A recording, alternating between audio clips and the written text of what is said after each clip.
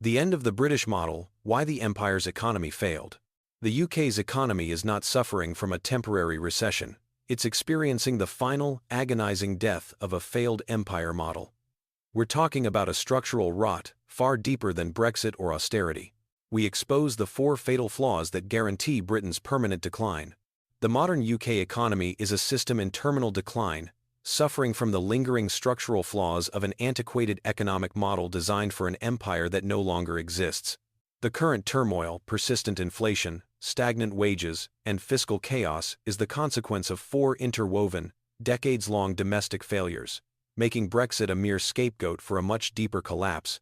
The core failure is the structural over-financialization, an economy hyper-focused on the City of London's financial services, neglecting and deprioritizing the productive manufacturing and industrial base of the rest of the nation. This reliance created a dangerous regional imbalance and an unsustainable dependency on external capital flows. This hyper-focus fueled the chronic underinvestment cycle, starving crucial infrastructure, R&D, and skills development, leading to the UK's notorious stuck productivity puzzle. Compounding this is the fiscal paralysis driven by the massive, inefficient cost of the public sector, the NHS and civil service, which guarantees high taxes but delivers low output. This inefficiency, combined with rigid planning and housing laws, throttles labor mobility and capital investment by creating exorbitant housing costs, acting as a measurable tax on entrepreneurship and productivity. The UK is now locked into a high-cost, low-growth equilibrium. For investors, this translates into a high-risk jurisdiction with persistent structural inflation. We will dissect the four fatal pillars that define the end of the British model, revealing the ultimate financial risk to your portfolio. To gain the ultimate advantage from this looming crisis, stick around and make sure you subscribe to Secret Wealth Tactics. Structural over-financialization, the ultimate demise of the British economic model, a decline manifesting in persistent low growth, structural inflation, and pervasive fiscal instability, can be traced directly to its foundational fault: structural over-financialization. This is the profound, decades-long policy choice to hyper-specialize the national economy around the City of London's financial services sector, effectively deprioritizing and systematically starving the nation's productive, industrial, and manufacturing base. This choice, made in the post-imperial era, transformed a diverse economy into a dangerously imbalanced one, creating an unsustainable reliance on capital flows and financial leverage that has left the UK uniquely vulnerable to global shocks and structurally incapable of generating broad-based, non-inflationary growth. The rise of the city and the deprioritization of industry. The phenomenon of structural over-financialization accelerated dramatically from the 1982 onwards, driven by deregulation, the Big Bang of 1986, and a political consensus that elevated the financial sector to the status of the golden goose. The narrative became one of comparative advantage. Since the UK excelled in global finance, it should focus its resources there, letting manufacturing, mining, and heavy industry naturally decline in the face of cheaper global competition. The financial sector's immense size and profitability became the centerpiece of the UK's economic identity. The financial services industry generated enormous tax revenues and provided high-paying jobs, primarily concentrated in a small geographic area, London and the South East. This immediate fiscal benefit created a powerful, yet corrosive, feedback loop. The government became increasingly reliant on the city's tax receipts, which in turn fostered a political environment unwilling to impose regulatory restrictions or divert investment away from finance and towards productive industry. This concentration led to a severe imbalance and fragmentation of the national economy. The reliance on financial services as the primary engine of wealth generation resulted in industrial atrophy. Strategic manufacturing sectors, which provide high-wage, skilled jobs across wider regions and generate tangible, exportable goods, were allowed to shrink and wither, starved of investment capital and policy support. The financial focus diverted top talent and capital away from engineering and innovation toward trading and financial engineering. Regional polarization. Wealth and opportunity clustered intensely around the City of London, creating vast regional disparities. Large swathes of the Midlands, the North, and Scotland, which relied on the industrial base, suffered from chronic unemployment, social stagnation, and disinvestment. This regional imbalance is not merely a social problem. It is a severe economic problem, as it limits the effective utilization of the nation's full human capital potential. Vulnerability to external capital. The economy became structurally dependent on continuous, massive inflows of external capital to finance the UK's persistent trade deficit, the gap between consumption and production. The city became the facilitator of these global flows, but the underlying economy remained fragile. Any sudden shift in global investor sentiment or geopolitical stability immediately threatens the currency, sterling, and the nation's ability to fund its debt and consumption. The financial sector as a consumption engine. The financialization process distorted the relationship between credit and production.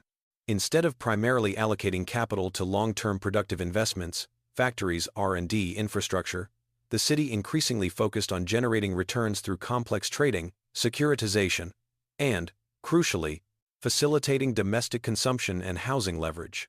Housing leverage.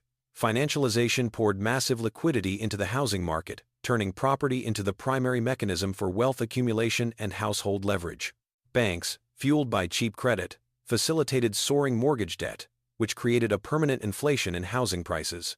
This policy choice acted as a form of non-legislated consumption stimulus, but also guaranteed the Planning and Housing Crisis Part 4, by ensuring that supply could never meet demand, and that property became the nation's most politically sensitive asset. Reduced productive investment. The high returns available in speculative finance and the low-risk, high-return nature of property lending diverted capital away from riskier, yet economically vital, long-term productive investments in manufacturing technology, new energy sources, and small business expansion. This is a direct cause of the chronic underinvestment cycle Part 2, which prevents the necessary productivity gains. The net effect was the substitution of financial services for the real economy, rather than financial services supporting the real economy. The UK generated wealth not by producing more and better goods, but by leveraging assets and intermediating global capital, a model that is inherently volatile and disconnected from domestic productivity. The crisis of stagnant productivity. The most damning consequence of structural over-financialization is the stagnant productivity puzzle. The industrial and manufacturing base, which is the primary source of productivity growth in a modern G7 economy, was left to atrophy. Manufacturing's decline. The steady decline in manufacturing's share of GDP and employment meant that fewer workers were in high-value, high-output jobs that drove technological spillovers across the wider economy. The service sector ceiling. While financial services are highly productive, the rest of the UK's massive service sector, retail, hospitality, localized services, operates at comparatively lower productivity levels. Relying disproportionately on services meant hitting a structural ceiling on national productivity growth, as the high output gains of the financial elite masked the stagnation of the broader workforce. The result is that the UK's economy has been fundamentally unable to generate the kind of robust, sustained output growth above 2% annually that is necessary to pay for the high cost of the public sector paralysis Part 3, and service its massive national debt without resorting to continuous, structural inflation. The final, fatal vulnerability. The structural over-financialization has left the UK exposed in two fatal ways. Volatility of the financial sector. As demonstrated by the 2008 global financial crisis, the hyper-leveraged nature of the city can lead to systemic collapse, forcing the government to inject massive public funds, debt, to rescue the very institutions whose excessive risk-taking contributed to the crisis. This transferred private sector risk onto the public balance sheet. External capital withdrawal. The moment the UK's political or fiscal stability is questioned, as happened during the 2022 mini-budget crisis, or during periods of Brexit uncertainty, global capital, which is the necessary lifeblood of the financialized model, can withdraw instantaneously. This withdrawal causes a sharp depreciation of sterling and a spike in bond yields, forcing the government into immediate, painful fiscal correction. The UK is held hostage by the confidence of foreign investors, a vulnerability directly engineered by its economic hyper-specialization. Structural over-financialization is the strategic policy error that defines the end of the British model. By favoring the transient revenues of finance over the durable wealth of production, the UK engineered an economy that is highly volatile, regionally unequal, perpetually indebted, and structurally incapable of achieving the necessary productivity growth. Brexit and austerity are mere symptoms. the financialized heart is the core disease that ensures the UK's long-term economic decline. The structural fragility induced by the structural over-financialization, Part 1, the hyper-specialization around the City of London, is cemented by the second profound failure of the British economic model, the chronic underinvestment cycle. This is a self-perpetuating, decades-long policy inertia characterized by the systematic starvation of the nation's core supply-side capacity, public infrastructure, essential research and development, R&D, and human capital formation. This failure has directly created the UK's notorious productivity puzzle, locking the nation into a perilous equilibrium of low growth, high costs, and structural inability to generate the wealth necessary to sustain its public services and service its high debt burden. The financial and economic logic is brutally simple. An economy's maximum sustainable growth rate, to its speed limit, is determined by the quality and quantity of its capital stock infrastructure, technology, and the skills of its labor force. When a country consistently fails to invest in these foundational components, its productive potential stagnates. The UK has chosen to defer this essential investment for so long that the cost of capital, the inefficiency of logistics, and the skills deficit now act as a permanent, measurable tax on every productive enterprise. The decades-long neglect of public capital stock.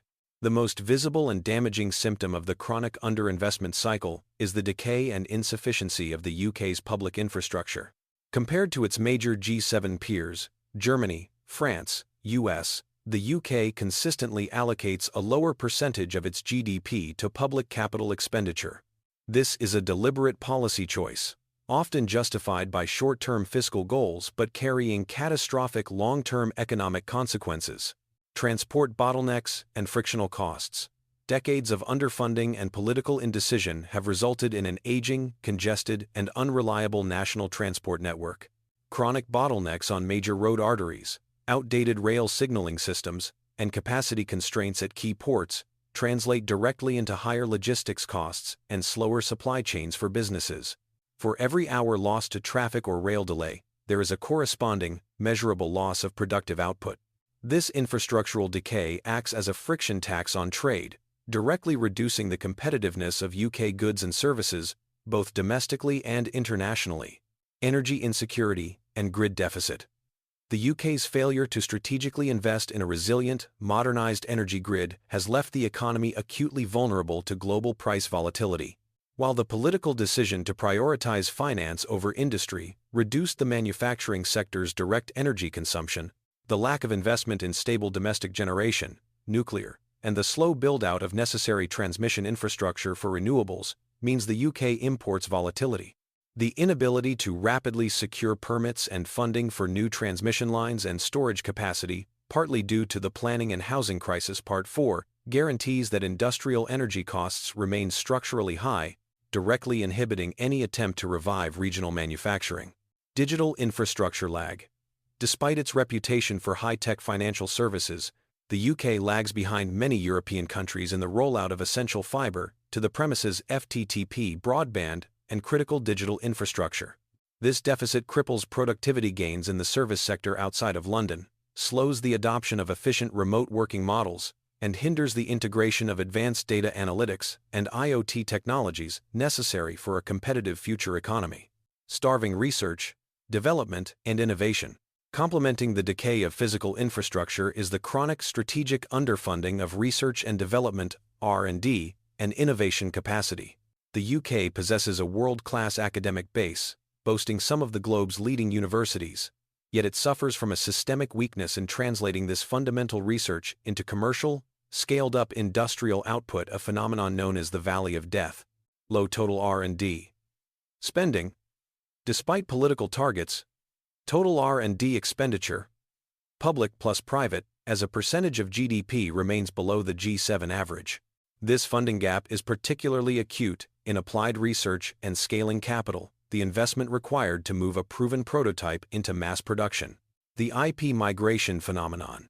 Because the UK provides insufficient public or private capital to fund this crucial scaling phase, valuable intellectual property, IP, often migrates to jurisdictions with greater capital depth and higher risk tolerance, particularly the U.S., via venture capital and subsidies, like the IRA, and China via state-backed industrial policy. The UK bears the cost of basic research but surrenders the immense economic returns of commercialization, guaranteeing that the jobs and wealth associated with future technologies are generated elsewhere. The skills deficit crisis. Investment failure extends crucially to human capital formation. Chronic underfunding in vocational training, apprenticeships, and technical skills programs has resulted in persistent, severe labor shortages in key productive sectors: engineering, construction, digital manufacturing, and advanced diagnostics. This structural skills deficit acts as a rigid ceiling on productivity growth. A business might invest in the latest machinery, but without the skilled labor to operate and maintain it efficiently, the capital investment yields minimal returns. This guarantees that the UK cannot easily transition its workforce to the high-value jobs needed to escape the low-growth trap. The productivity puzzle. The inescapable consequence. The cumulative impact of the chronic underinvestment cycle is the infamous UK productivity puzzle. For over a decade following the 2008 financial crisis, UK productivity growth output per hour worked, stagnated, consistently lagging behind its major peers. This stagnation is the central financial metric confirming the failure of the UK economic model. The cost of inefficiency. Stagnant productivity means that the UK requires more inputs, more hours, more materials, more capital, to produce the same unit of output as its competitors. This directly translates into higher average costs for UK goods and services, eroding international competitiveness and limiting export growth. The wage and tax ceiling. Productivity is the only sustainable driver of real wage growth. If a worker is not producing more per hour, they cannot sustainably be paid more. Furthermore, the national tax base only expands sustainably when output per worker rises. The productivity puzzle ensures that any government attempt to raise wages or fund public services through borrowing or higher taxes immediately hits a structural ceiling, leading to inflation and debt accumulation rather than genuine prosperity. Reinforcing the low-growth trap. The lack of investment today ensures lower productivity tomorrow, which guarantees lower growth rates, which in turn leads to less available public revenue for future investment. This feedback loop is the definition of the chronic underinvestment cycle. It is a self-perpetuating system, where the cost of past inaction guarantees future underperformance. The political and financial enabler. Crucially, the political consensus that allowed this cycle to persist was enabled by the revenues of the structural over-financialization part I. The massive tax receipts generated by the City of London provided a fiscal illusion, a sense of wealth and budgetary comfort that reduced the political urgency to make the difficult, long-term decisions regarding infrastructure and R&D investment that were essential for the rest of the economy. The UK chose the politically easy, short-term fiscal boost of finance over the difficult, long-term necessity of industrial capacity building. The chronic underinvestment cycle is the core functional breakdown of the British model. It represents the failure to maintain the very physical and human machinery of the state necessary for modern prosperity. By strategically starving its infrastructure, R&D, and skills base for decades, the UK has structurally capped its own potential for wealth generation, ensuring that the economy remains permanently fragile, low growth, and uniquely susceptible to the inflationary pressures and fiscal crises that have characterized the post-Brexit era. The structural weaknesses inherent in the UK's economic model, the over-reliance on finance established by structural over-financialization and the consequent decay caused by the chronic underinvestment cycle, are amplified and ultimately expressed through the phenomenon of public sector paralysis. This is the third catastrophic failure that defines the end of the British model: an expansive, high-cost public sector that has become profoundly inefficient, consuming an ever-growing share of the nation's wealth, without delivering commensurate improvements in essential services or national capacity. The paralyzing effect creates a destructive feedback loop of guaranteed high taxes for diminishing output, actively strangling the private sector and ensuring the UK remains trapped in its low-growth, high-cost equilibrium. The essence of the paralysis lies in the divergence between resource input and measurable efficiency. While public expenditure, particularly in protected areas like healthcare, has surged dramatically over the last 2 decades, the corresponding metrics of performance, such as waiting times, service speed, bureaucratic efficiency, and project delivery have worsened. This inefficiency transforms the public sector from a necessary support structure for the economy into a massive, fiscal black hole that actively drains the productivity gains generated by the private sector. The fiscal monster, the National Health Service, NHS. The most potent and fiscally dominant manifestation of public sector paralysis is the National Health Service, NHS. Politically sacrosanct and institutionally immense, the NHS budget consistently consumes the largest share of public expenditure, often forcing a zero-sum fiscal game for all other public services. Exponential cost growth. The NHS budget has risen relentlessly due to demographic shifts, aging population, and the increasing cost of medical technology and pharmaceuticals. However, the increase in funding has not been mirrored by a proportionate increase in productivity or patient capacity. The UK frequently lags behind G7 peers in critical outcomes, such as cancer survival rates and timely access to elective and emergency care, despite comparable or higher spending as a percentage of GDP. Internal inefficiency and bureaucracy. The NHS suffers from deep-seated productivity challenges rooted in organizational complexity and managerial bloat. A vast and fragmented bureaucracy across multiple trusts and commissioning groups leads to administrative redundancies, slow decision-making, and a persistent failure to adopt modern digital technologies across the entire system. This technological lag, compared to digitally integrated healthcare systems in Scandinavia or the Netherlands, is a measurable financial inefficiency. The labor and staffing trap. The service relies on complex and rigid labor structures, high rates of burnout, a failure to strategically plan for long-term workforce needs, and reliance on expensive agency staff to fill immediate gaps escalate costs dramatically.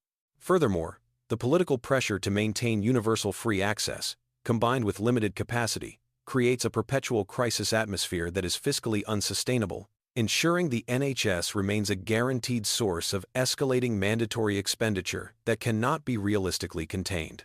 Crowding out investment. The politically untouchable status of the NHS budget means that when fiscal crises hit, all other public spending, especially discretionary capital investment in infrastructure, R&D, and education is disproportionately cut.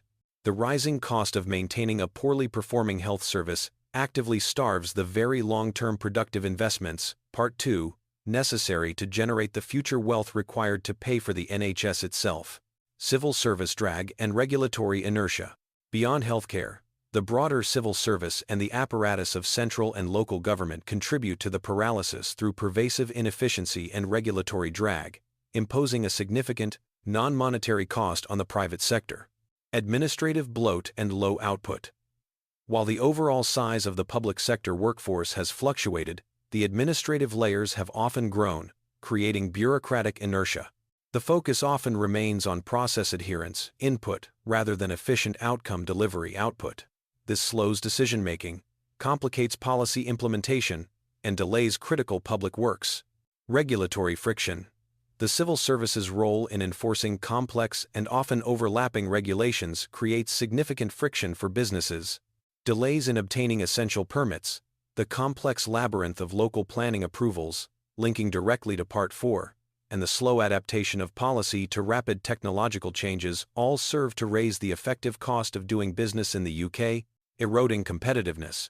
This bureaucratic drag is a structural disincentive to investment and entrepreneurship. The drain on skilled talent. The public sector's lack of funding for modernization, coupled with rigid salary structures imposed during periods of austerity, hinders its ability to attract and retain highly skilled technical and managerial talent, especially in digital, data science, and complex project management roles. The most capable individuals migrate to the higher-paying private sector, often in finance, as per Part I, further degrading the public sector's ability to manage its own affairs and execute large-scale investment projects efficiently. The fiscal certainty. Guaranteed high taxes. The cumulative effect of this deep-seated public sector paralysis is the certainty of the fiscal trap. The necessity of imposing permanently high taxation to fund inefficient service delivery and mandatory expenditure growth. High tax wedge. The UK's current tax burden is near historic highs, driven primarily by the need to fund mandatory social spending, healthcare, and pensions. The high tax wedge, the difference between the amount an employer pays for an employee and the employee's net take-home pay, is a massive disincentive to hiring and entrepreneurship. It makes UK labor relatively expensive for the employer while leaving the employee feeling poorer, exacerbating the cost of living crisis and dampening labor supply. Debt servicing absorption. The failure of the inefficient public sector to catalyze economic growth ensures that the national debt to GDP ratio remains structurally high. Consequently, a rising share of tax revenue is now mandated to service the debt interest, rather than being used to fund service improvements or productive investment. The cost of past public sector inefficiency is now absorbing a disproportionate share of future tax revenue. The high-cost, low-value proposition. The central political and financial tragedy is the low-value proposition offered to the taxpayer. Citizens are forced to pay a historically high tax rate, driven by the cost of the paralyzed public sector, but receive historically poor service quality driven by the paralysis itself and the lack of funding for modernization. This erosion of the social contract leads to public cynicism, reduced compliance, and, crucially, political instability, which further deters the long-term capital investment the UK desperately needs. Public sector paralysis is the engine that converts the UK's underlying structural flaws into acute fiscal stress. It ensures that the cost of maintaining the state is structurally unsustainable, guaranteeing that any future attempts to boost growth will be choked off by the need to raise taxes to fund mandatory inefficient expenditure. This paralysis is not a matter of ideology. It is a financial and managerial failure that ensures the UK remains trapped in its cycle of high taxation, low productivity, and structural decline, the ultimate failure of the British economic model. The final, self-imposed constraint that locks the UK economy into its low-growth, high-cost spiral and defines the terminal phase of the end of the British model is the catastrophic planning and housing crisis. This crisis is not merely a social equity issue concerning affordability.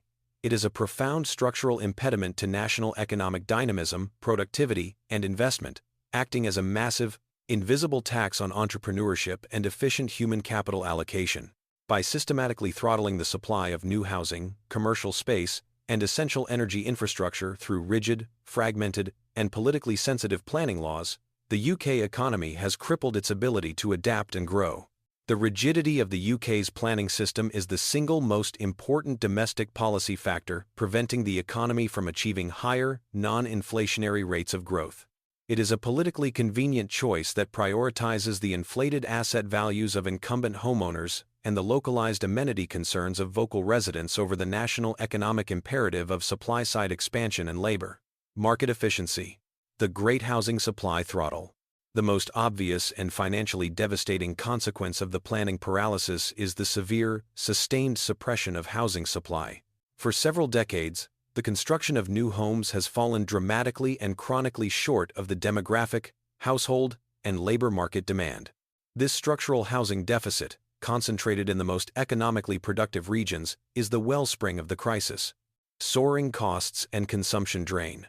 The scarcity of housing supply, coupled with continuous, globally generated demand exacerbated by the financialization model of Part I, leads to hyperinflated property prices and exorbitant rental costs, particularly in the dynamic job centers of the Southeast. This compels households to allocate an ever-increasing disproportionate share of their income to servicing housing debt, mortgages, or rent.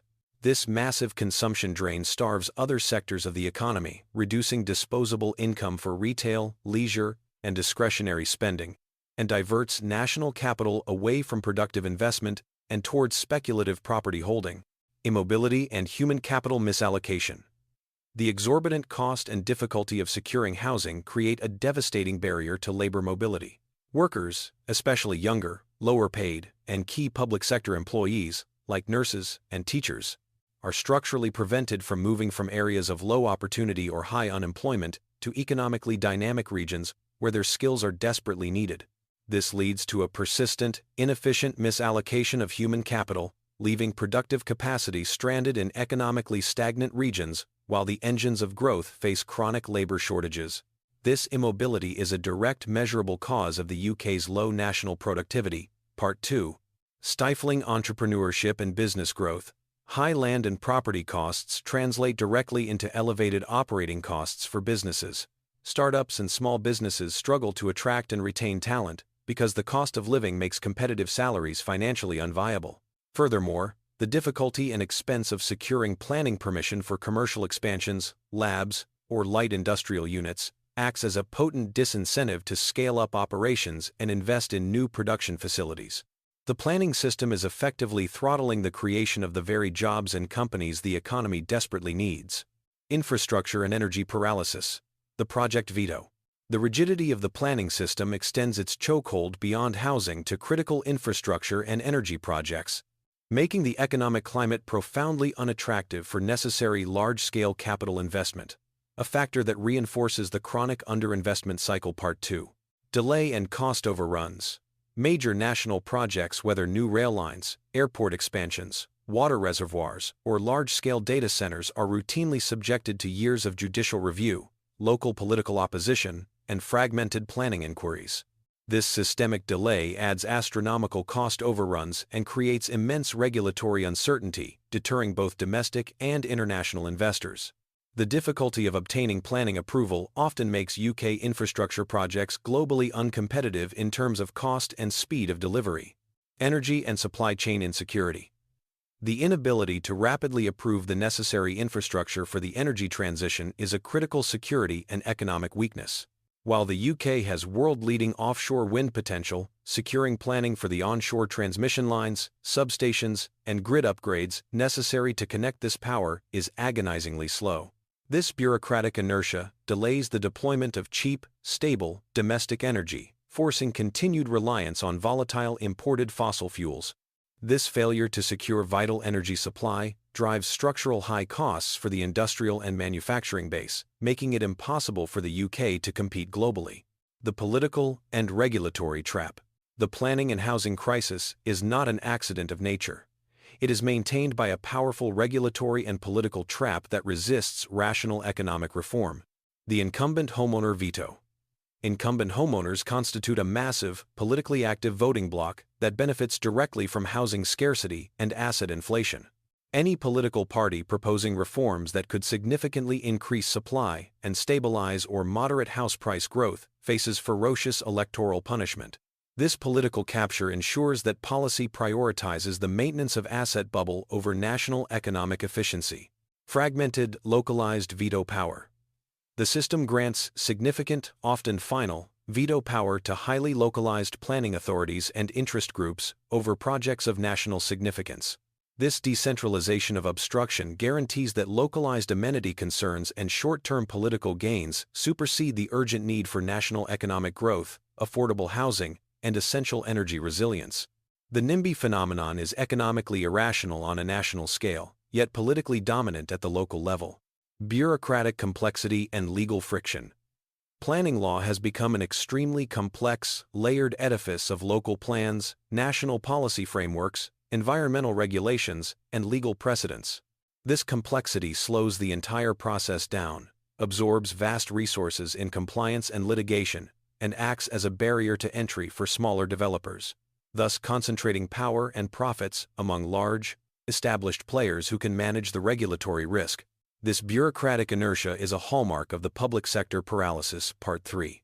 Conclusion. The permanent growth cap. The planning and housing crisis is the final, binding constraint that ensures the end of the British model. It is the domestic policy failure that caps the potential of the entire economy, ensuring that the structural inefficiencies of Parts 1, 2, and 3 cannot be overcome. It acts as a permanent, structural inflationary mechanism, guaranteeing that the Bank of England must maintain higher interest rates to combat housing-led inflation, increasing the cost of capital for all sectors. It ensures the misallocation and immobility of the labor force, guaranteeing persistent low national productivity. It actively prevents the rapid investment in energy and infrastructure necessary to escape the chronic underinvestment cycle. By failing to make its land and housing supply elastic to meet the demands of a modern, dynamic economy, the UK has chosen to impose a permanent, self-inflicted cap on its potential for wealth generation. The crisis ensures that the UK is not merely stagnating, it is structurally incapable of achieving the robust, non-inflationary growth required to fund its expensive public sector, service its high debt, and maintain its competitive position in the global economy.